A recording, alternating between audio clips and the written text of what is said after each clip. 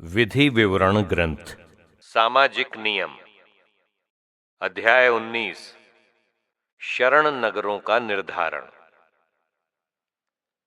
जब प्रभु तुम्हारे ईश्वर ने उन राष्ट्रों का संहार किया होगा जिनका देश प्रभु तुम्हारा ईश्वर तुम्हें देने वाला है, और तुम लोगों ने उन्हें भगा दिया होगा और तुम उनके नगरों और घरों में निवास करते होंगे, तो जो देश प्रभु तुम्हारा ईश्वर तुम्हारे अधिकार में देता है, तुम उसमें 3 नगर निर्धारित करोगे। तुम वहां तक पहुंचने के लिए सड़कें बनाओगे और प्रभु अपने ईश्वर द्वारा तुमको प्रदत्त देश 3 भागों में विभाजित करोगे, जिससे हत्या करने वाला हर व्यक्ति वहां भाग कर शरण ले सके। जो व्यक्ति अनजाने बिना किसी पूर्व शत्रुता के किसी की हत्या करे, वह अपने जीवन की रक्षा के लिए वहां भाग सकता है। उदाहरणार्थ, यदि कोई अपने पड़ोसी के साथ लकड़ी काटने के लिए वन में जाए और लकड़ी काटने को कुल्हाड़ी हाथ से उठाए, पर कुल्हाड़ी बेंट से निकलकर उस पड़ोसी को इस तरह लगे कि उसकी मृत्यु हो जाए, तो वो उन नगरों में से एक में शरण लेकर अपने जीवन की रक्षा कर सकता है। नहीं तो ऐसा हो सकता है कि रक्त का प्रतिशोधी क्रोध के आवेश में उसका पीछा करे, रास्ता लंबा होने के कारण उसे पकड़कर मार डाले, हालांकि वो निर्दोष है, क्योंकि उसकी अपने पड़ोसी के साथ कोई पूर्व शत्रुता नहीं थी। इसलिए मैं तुम्हें 3 नगरों को निर्धारित करने का आदेश देता हूं। यदि तुम लोग उन सब नियमों का पालन करोगे जिन्हें मैं आज तुमको दे रहा हूं, और तुम ईश्वर को प्यार करते हुए उसके बताए हुए मार्ग पर चलते रहोगे, तो प्रभु तुम्हारा ईश्वर तुम्हारे देश का विस्तार बढ़ाएगा, जैसा कि उसने तुम्हारे पूर्वजों को शपथ पूर्वक वचन दिया, और वो तुम्हें सारा देश दे देगा, जैसा कि उसने तुम्हारे पूर्वजों से प्रतिज्ञा की। तब तुम और 3 नगर निर्धारित करोगे। इस प्रकार तुम्हारे देश में, जिसे प्रभु तुम्हारा ईश्वर तुम्हें विरासत के रूप में दे रहा है, निर्दोष रक्त नहीं बहाया जाएगा और तुम पर हत्या का दोष नहीं लगेगा। परंतु यदि कोई अपने पड़ोसी से द्वेष करता है, घात लगाकर उस पर टूट पड़ता और उसे मार डालता है, और तब उन नगरों में से किसी में भाग जाता है, तो उसके निवास स्थान के नेता किसी को भेजकर उसे वापस ले आएंगे और रक्त प्रतिशोधी के हवाले कर देंगे, जो उसका वध करेगा। ऐसे लोगों के प्रति दया नहीं करोगे जिसने निर्दोष रक्त बहाया है। वो इज़राइल से निकाल दिया जाएगा। इसी में तुम्हारा कल्याण है। भूमि का सीमांकन। जो भूमि तुमको दाएं भाग के रूप में उस देश में मिलेगी, जिसे प्रभु तुम्हारा ईश्वर तुम लोगों को देने वाला है, तुम उसमें अपने पड़ोसी का वो सीमा पत्थर नहीं हटाओगे जिसे तुम्हारे पूर्वजों ने लगाया है। साक्षी।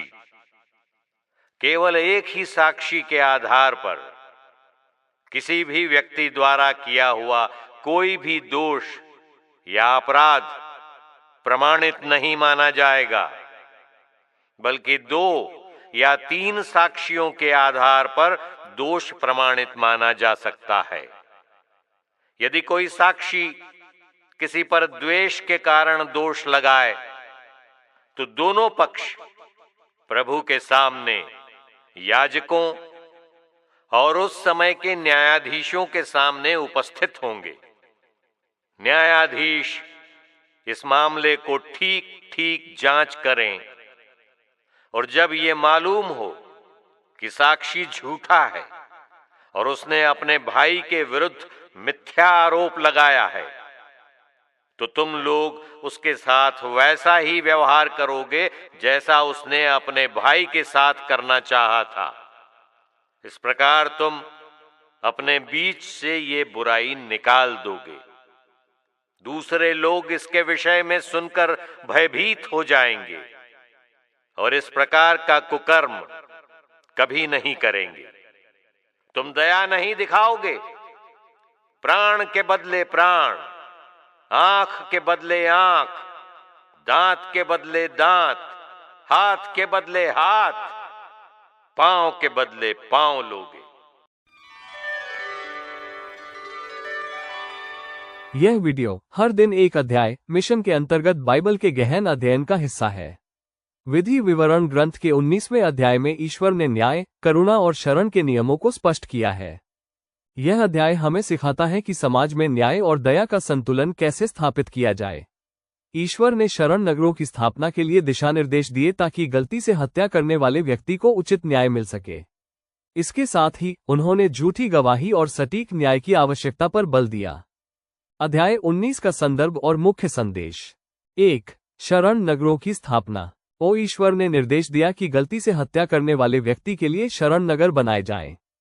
यह नगर उन लोगों को सुरक्षा प्रदान करते थे जो जानबूझकर हत्या के दोषी नहीं थे। ये हमें सिखाता है कि न्याय के साथ साथ दया का भी महत्व है। 2. जानबूझकर हत्या का न्याय।